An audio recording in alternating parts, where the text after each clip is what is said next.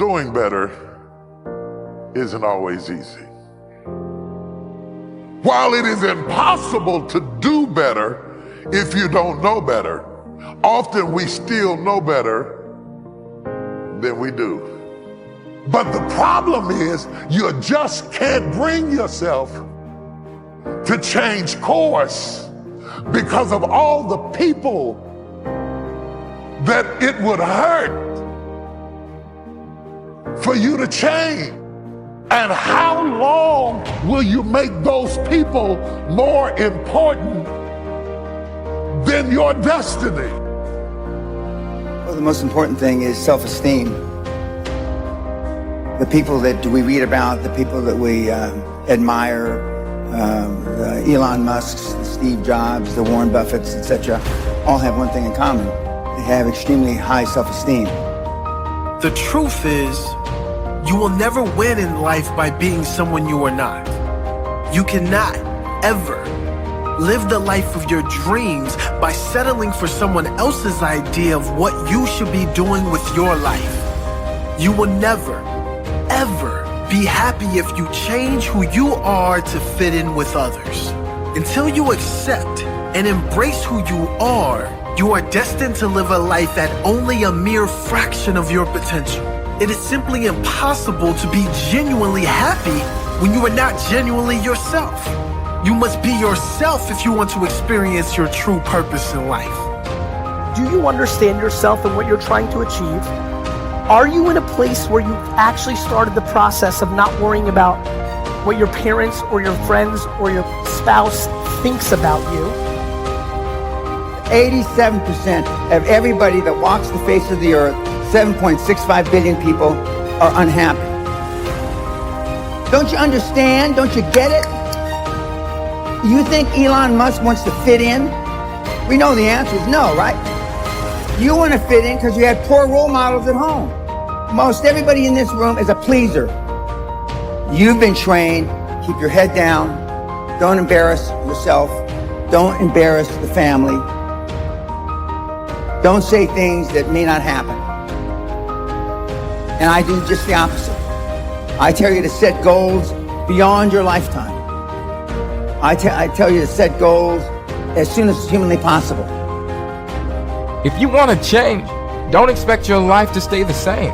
Expect it to get harder. Expect it to actually get really, really tough. Tougher than you can even imagine right now. And this is where you can move past the boundaries that used to hold you back. Used to hold you by the neck. Now you can move towards the fulfillment that's your future. And this, you see, this is where you can finally feel the satisfaction of your work. This is when you finally get to feel that success. Now is the time for you to step up, stand out, and become the person you need to become. Your future is in your hands, and this is what sets your life up to be worth the potential that you deserve. Your power is and always has been the thing that's going to take you towards the life that you have earned.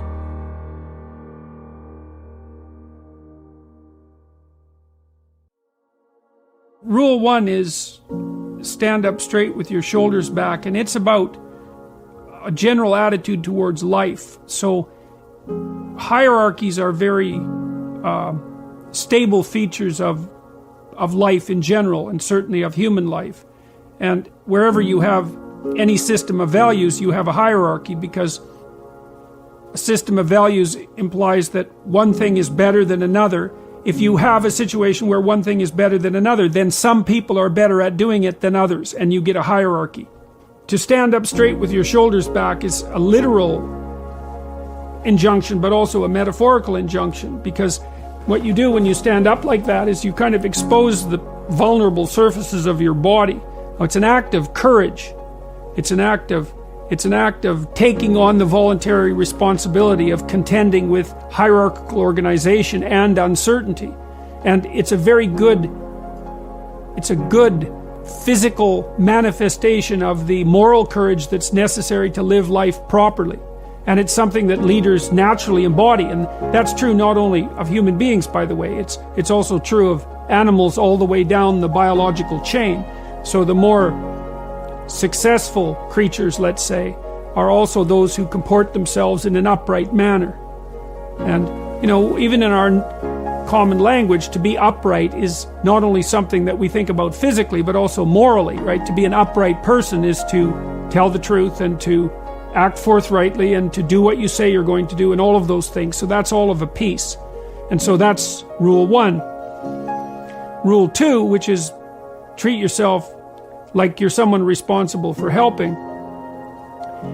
That's an extension of rule 1 in some sense. The idea would be that, you know, people are often ashamed and embarrassed and anxious because of their insufficiencies and failures and the incomplete nature of their characters and all the things they don't know and all of that. And so it's useful to develop and practice an ethic of detached self-regard.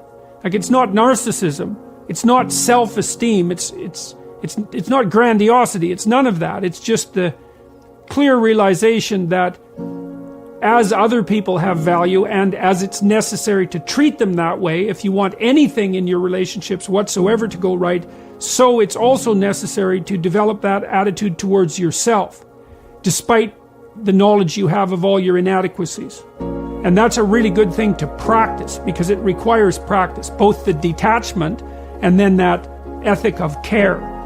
So, and then rule 7, which is do what is meaningful rather than what is expedient, that speaks to at what level of analysis you should be operating when you're deciding how to act. You want to act in accordance with your highest values. Now that means you have to figure out what those values are. If you act in accordance with your highest values, sometimes that makes your day-to-day operations difficult because you have to confront unpleasant truths. You have to discuss things that you'd rather avoid. It would be easier to act to decrease conflict in the moment. But it's a very bad medium to long-term strategy. You have to engage in a certain amount of conflict, moment to moment, if you're going to say and do the things that are necessary in order to set things right in the medium to long term and for an increasingly large number of people. And that's also another guide to leadership, I would say. Nobody's journey is seamless or smooth. We all stumble, we all have setbacks. If things go wrong, you hit a dead end, as you will. It's just life's way of saying, time to change course. So ask every failure. This is what I do. Every failure, every crisis, every difficult time, I say, what is this here to teach me? And as soon as you get the lesson, you get to move on. If you really get the lesson, you pass and you don't have to repeat the class. If you don't get the lesson, it shows up wearing another pair of pants or skirt to give you some remedial work. And what I found is that difficulties come when you don't pay attention to life's whisper, because life always whispers to you first. And if you ignore the whisper, sooner or later, you'll get a scream. Whatever you resist persists, but if you ask the right question, not why is this happening, but what is this here to teach me? What is this here to teach me?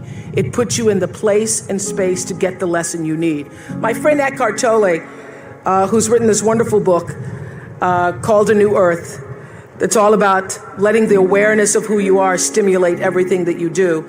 He puts it like this. He says, don't react against a bad situation, merge with that situation instead, and the solution will arise from the challenge. Because surrendering yourself doesn't mean giving up, it means acting with responsibility. Okay, many of you know that, as President Hennessy said, I started this school in Africa. And I founded the school where I'm trying to give South African girls a shot at a future like yours, Stanford. And I spent 5 years making sure that school would be as beautiful as the students. I wanted every girl to feel her worth reflected in her surroundings. So I checked every blueprint, I picked every pillow, I was looking at the grout in between the bricks.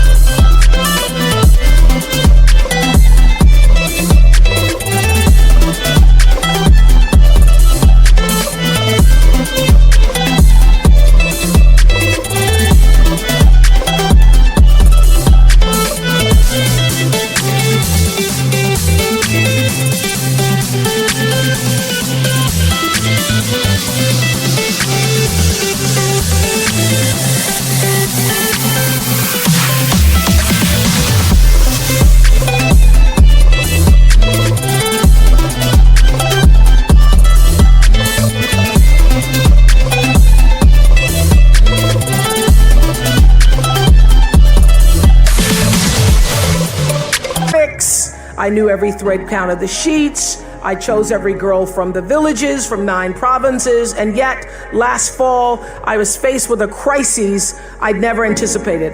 I was told that one of the dorm matrons was suspected of sexual abuse. Well, that was, as you can imagine, devastating news. First I cried, actually I sobbed for about a half an hour, and then I said, let's get to it. That's all you get, is a half an hour. You need to focus on the now, what you need to do now. So I contacted a child trauma specialist.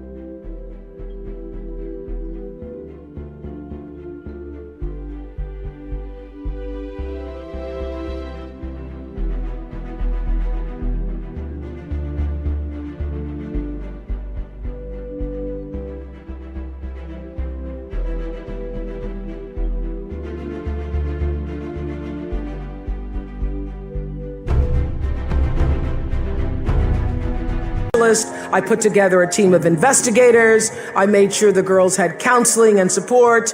And Gail and I got on a plane and flew to South Africa. And the whole time I kept asking that question, what is this here to teach me? And as difficult as that experience has been, I got a lot of lessons.